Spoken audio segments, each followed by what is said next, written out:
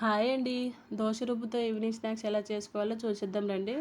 ఈ స్నాక్స్ చిన్నపిల్లలు కానీ పెద్దవాళ్ళు కానీ చాలా అంటే చాలా ఇష్టంగా తింటారండి.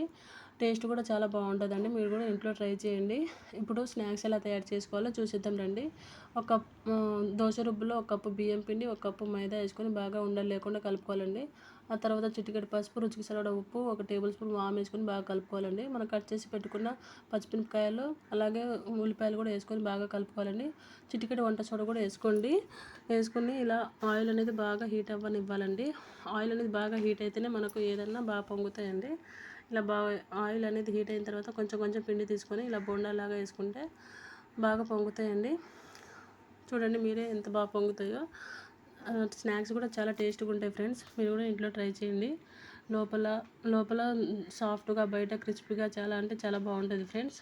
అలాగే వీడియో కనుక నచ్చినట్టయితే మన ఛానల్ని సబ్స్క్రైబ్ చేసుకోండి friends. Like, share, subscribe to my channel friends. ఈ స్నాక్స్ దేనితోనైనా తినేయచ్చు ఫ్రెండ్స్.